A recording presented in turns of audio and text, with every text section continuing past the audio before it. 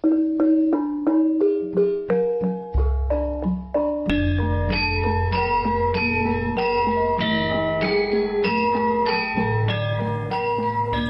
lagi sobat, melanjutkan kisah Keris Naga Sastra dan Sapu Inten untuk sobat semua.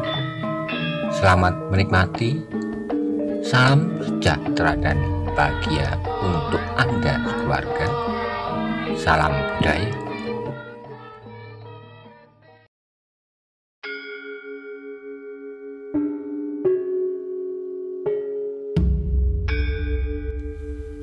Pada episode sebelumnya dikisahkan pertempuran antara Bugel Kaliki, Arya Saloka dan Karangtunggal terhenti ketika ada dua orang yang berlari mendekatinya. Ternyata dua orang itu adalah Maiso Jenar dan Kebu Kanigoro. Bagaimana kisah selanjutnya? Simak bersama-sama.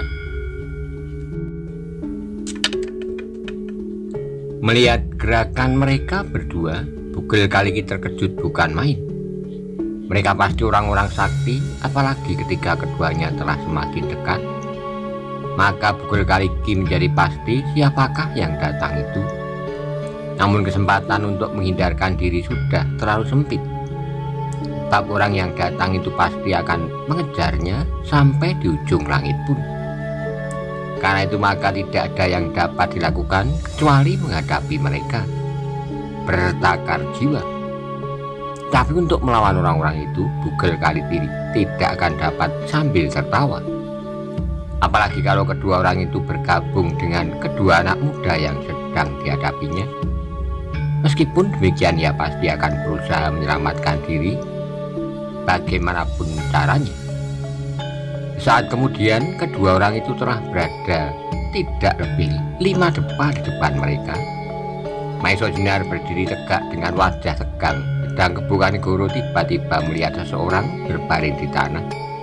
Siapakah dia? Gumamnya. Adi Sawung Sariti, sahut Arya Saloka. Namun matanya masih tertanam di mata Bugel Kaliki. Sawung Sariti, ulang Kebu Kanigoro dan Maiso Jenar bersamaan. Kebu Kanigoro pun segera melangkah mendekati tubuh yang lemah itu. Tapi Maiso Jenar tidak mau melepaskan diri dari pandangan mata hantu bongkok itu. Kebu Kanigoro kemudian berjongkok di samping Sawung Sariti sambil berbisik, "Sawung Sariti." Sawung Sariti membuka matanya ketika dilihatnya Kebu Kanigoro. Bertanyalah ia dengan suara lemah, "Siapakah kau?" "Kebu Kanigoro," jawabnya. "Oh, bukankah paman sahabat paman Maiso Jenar?" desis Sawung Sariti lirik. "Ya," jawab Kebu Kanigoro pendek. Tiba-tiba wajah Sawung Sariti menjadi cerah. Meskipun demikian, perasaan sakit dalam dadanya terasa menyengat-nyengat. Ia mencoba untuk bergerak, tetapi betapa sakitnya, sehingga ia mengerang perlahan-lahan. "Jangan bergerak, tubuhmu masih lemah sekali," kata Kebu Kanigoro. Dalam pada itu tiba-tiba terdengar Bugel Kaliki tertawa. Katanya, "Nah, kalian sudah datang. Marilah kita selesaikan persoalan kita. Terserah kepada kalian. Apakah mau bertempur secara jantan atau mengeroyokku sebagai betina pengecut berempat sekaligus?" Mendengar suara Bugel Kaliki itu, Sawung Sariti menggeliat. "Setan," desisnya marah. "Ia telah melukai dadaku." Demikian marahnya Sawung Sariti sehingga karena dorongan perasaannya, ia telah mengangkat kepalanya. Tetapi sekali lagi ia mengeluh, dadanya benar-benar terasa pecah. Karena itu ia pun kembali terkulai di tanah. "Jangan bergerak," kembali Kebu Kanigoro menasihati. Perlahan-lahan tubuh yang lemah itu dibawanya menepi. "Iblis itu," desis Sawung Sariti. "Biarkan dia, pamanmu Maiso Jenar akan mengurusnya." "Apakah paman Maiso Jenar di sini?" bertanya Sawung Sariti. "Ya," jawab Kebu Kanigoro. "Syukurlah," gumam Sawung Sariti. "Mudah-mudahan nasibnya akan sama dengan nasib Simorodro tua." Dalam pada itu terdengar Bugel Kaliki berkata pula, "Ayolah, Aku sudah siap. Bukankah kalian marah karena anak tikus itu aku lukai? Diamlah, potong Maeso Jenar. Jangan mencoba mengungkit harga diri kami untuk menyelamatkan diri. Kau ingin bertempur seorang dengan seorang, berkatalah demikian. Kau tak usah mempergunakan kata-kata sindiran yang menjemukan itu. Bugel Kaliki mengerutkan keningnya. Gila, geramnya. Kau terlalu sombong. Jangan mengukur dirimu dengan terbunuhnya si Morodro yang garang itu. Tak pernah aku berbuat demikian. Tapi kau pun jangan berbangga karena kau berhasil melukai anak-anak, bantah Maeso Jenar. Mereka yang mulai, bukan aku, jawab Bugel Kaliki. Hampir saja mulut Karang Tunggal terbuka membantah kata-kata Bugel Kaliki. Tapi niatnya cepat-cepat diurungkan. Pamannya Kebo Kanigoro yang juga bernama Putut Karangjati ada di tempat itu.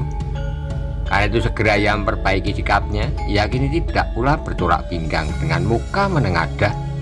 Meskipun demikian ia tetap bersiaga kalau-kalau Bugel Kaliki tiba-tiba melompatinya. Yai Sengkelat masih di tangannya dan aji lembu Sekilan pun masih diterapkannya. Meskipun Maeso Jenar dan Kebo Kanigoro terkejut pula melihat keris di tangan Karang Tunggal, juga kehadirannya yang tiba-tiba di tempat itu. Namun mereka belum sempat menanyakannya, sebab Bugel Kaliki pun telah bersiap pula. Bahkan terdengar hantu itu berkata, Maeso Jenar, kau benar-benar lantip. Kau tidak mau aku berkata melingkar-lingkar. Baiklah, ayo siapa dahulu yang akan aku binasakan? Kau atau sahabatmu itu? Atau anak-anak tikus yang tak tahu diri itu? Maeso Jenar melangkah setapak maju, jawabnya.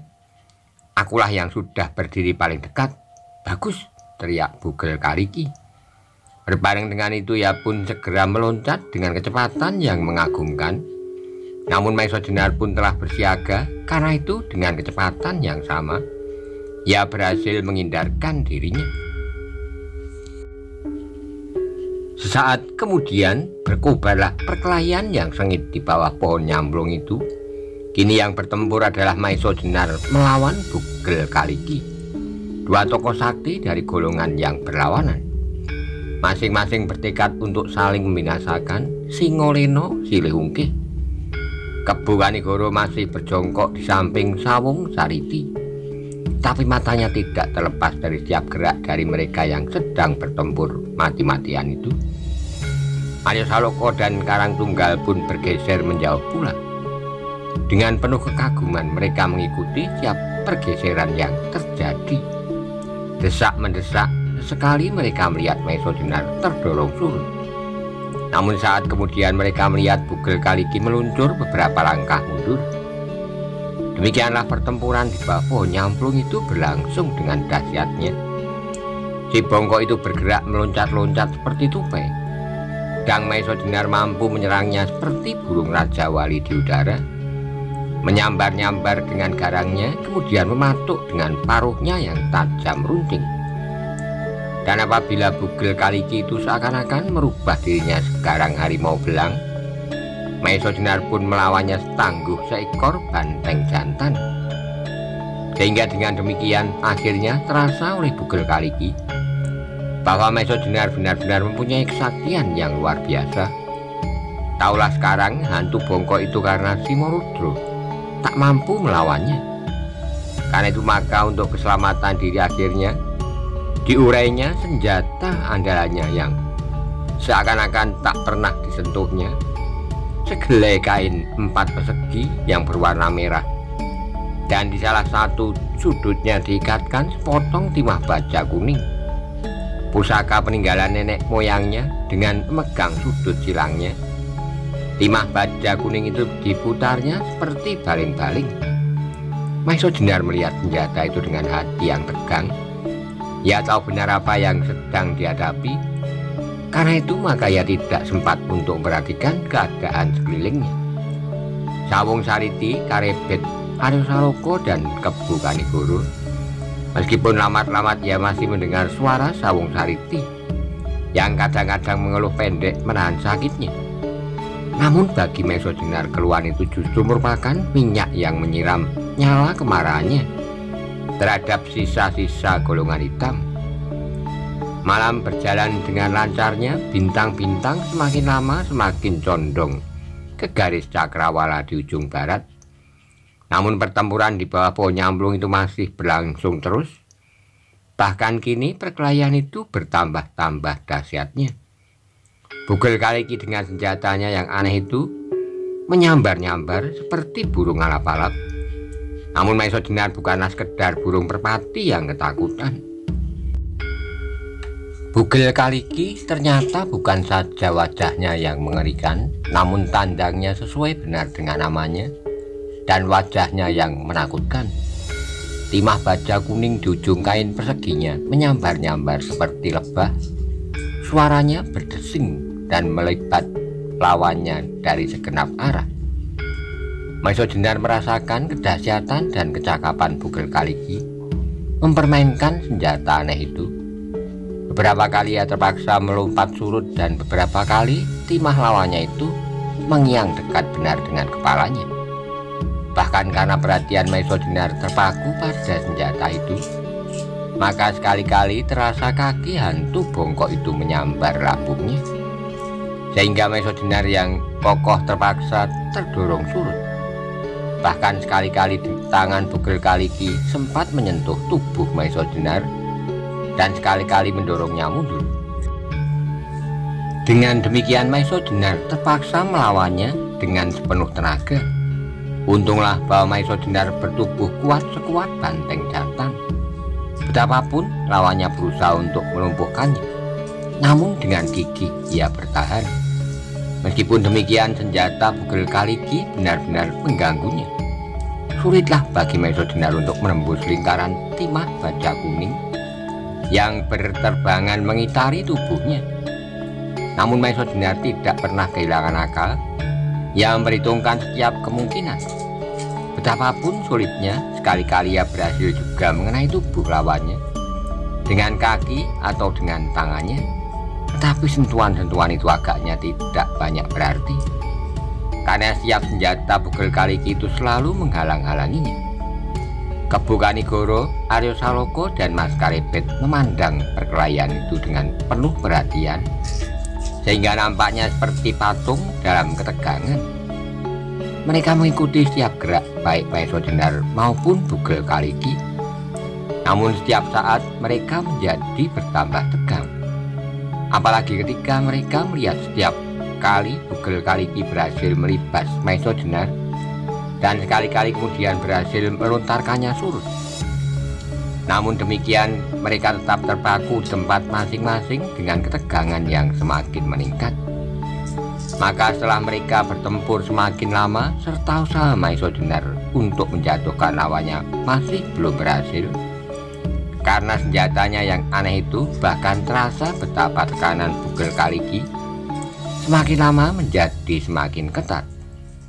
Karena timah baja kuningnya yang seolah-olah dapat mengurung Maesha Jenar, sehingga ia tidak sempat untuk menyerang. Akhirnya Maesha Jenar tidak dapat berbuat lain daripada mempertahankan hidupnya dengan ilmu tertinggi yang dimilikinya. Dengan demikian Maesha Jenar dengan lincahnya meloncat ke samping beberapa langkah untuk membebaskan diri dari libatan timah baja kuning yang menyambar-nyambar. Kemudian dengan garangnya ia mengangkat satu kakinya, ditekuknya ke depan, satu tangannya diluruskan ke atas seperti akan menyentuh bintang-bintang di langit. Tangan yang lain menyilang dada. Dalam pada itu tersarulah kekuatan Aji Sosro Birowo. Bugel Kaliki melihat tata gerak Maesha Jenar itu, ia pun telah mengetahui pula bahwa dengan demikian Maesha Jenar sedang matek aji yang terkenal. Dengan dahsyatnya ia melompat sambil mutar senjatanya demikian kerasnya sehingga terdengar angin berdesing. Namun apa yang dilakukan Maesha Jenar adalah terlalu cepat, sehingga ketika serangan itu tiba, Maesha Jenar sempat meloncat mundur sambil merendahkan dirinya. Timah baja kuning itu nyaris menyambar pelipisnya. Tetapi saat kemudian ia telah tegak kembali dan dengan kecepatan kilat ia meloncat maju, tangan kanannya menyambar. dengan dahsyat menghantam tengkuk Bugel Kaliki. Bugel Kaliki masih mencoba untuk menghindar, namun terlambat. Sebuah hantaman yang dahsyat telah mengenainya. Terdengarlah ia berteriak nyaring, kemudian melenting dan jatuh terguling di tanah. Tetapi hantu itu tidak mau menyerah pada keadaannya. Dengan tertatih-tatih ia bangkit kembali. Sekali terdengar umpatan kotor dari mulutnya, serta matanya menyorot sinar kemarahan yang liar. Kemudian dengan sekuat tenaga ia melempar Maesho Jenar dengan senjatanya. Untunglah Maesho Jenar tetap waspada, sehingga cepat itu pula ia berhasil menghindari senjata Bugel Kaliki. Sekali lagi terdengar Bugel Kaliki mengumpat, kemudian jatuh kembali, terjerembab. Aryo Saloka memalingkan wajahnya melihat saat-saat terakhir yang mengerikan dari hantu yang hampir membunuhnya itu. Maesho Jenar masih berdiri tegak seperti patung. Dipandangnya, tubuh Bugel Kaliki terbaring di tanah, mati.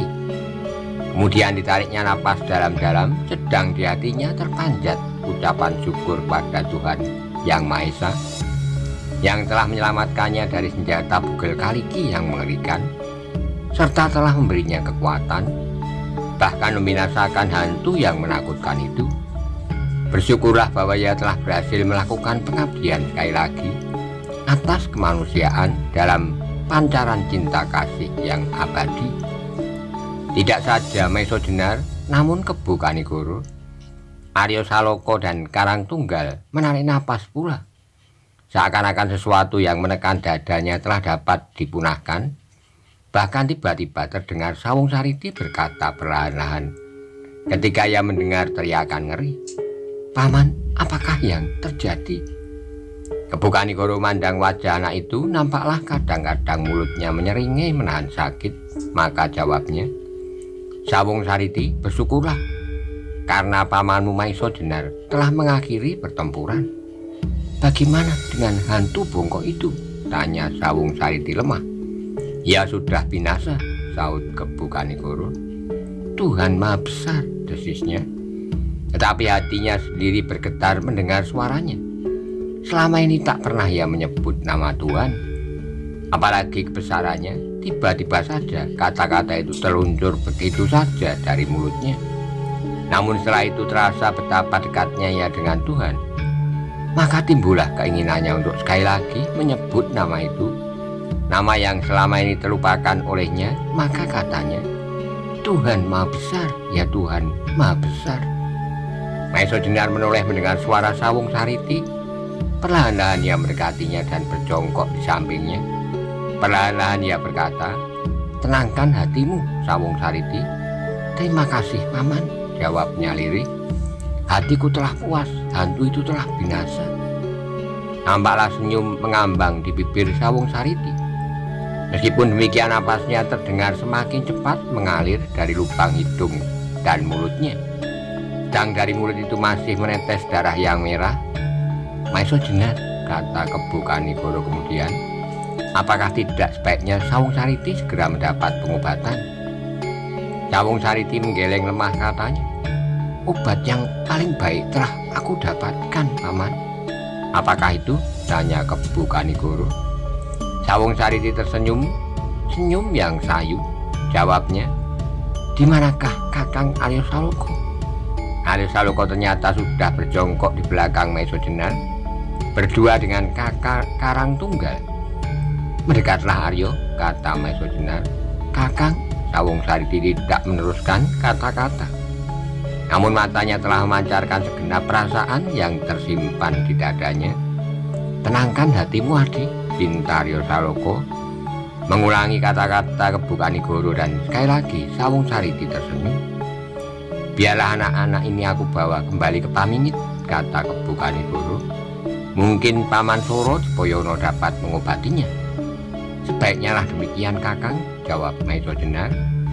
Dan biarlah Aryo Saloka menjemput ibunya dan ibu Sawung Sariti. Mendengar Maesho Jenar menyebut-nyebut ibunya, berdesislah Sawung Sariti, katanya lemah, "Tolonglah Kakang Aryo, jemputlah ibuku sekalian." "Baiklah Adi," jawab Aryo. aku akan bawa bibi Lembu Soro bersama ibuku ke Pamingit. Sawung Sariti masih mencoba tersenyum, walau wajahnya semakin sayu. Katanya, "Terima kasih, Kakang." Kebo Kanigoro pun kemudian bangkit sambil mengangkat tubuh Sawung Sariti perlahan-lahan. Dalam pada itu terdengarlah Sawung Sariti berkata, "Paman, aku telah menyulitkan Paman." "Jangan berpikir demikian, Sawung Sariti," jawab Kebo Kanigoro.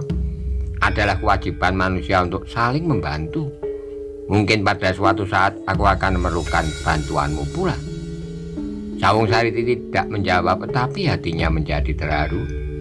Apakah Kebo Kanigoro akan berbuat demikian manisnya pula seandainya dirinya berhasil membunuh Arya Saloka? Ia menggeram, perasaan sesal meronta-ronta di dalam dadanya. Kesal atas segala macam pekertinya yang jauh tersesat ke daerah nafsu. Mereka pun kemudian berjalan ke arah yang berbeda-beda. Arya Saloka dan Mesojenar ke Saropadan, dan Kebo Kanigoro mendukung Sawung Sariti ke Pamingit. Yang berdiri kebingungan adalah Karebet. Ia mandang Arya Saloka dengan permintaan apakah boleh pergi bersamanya.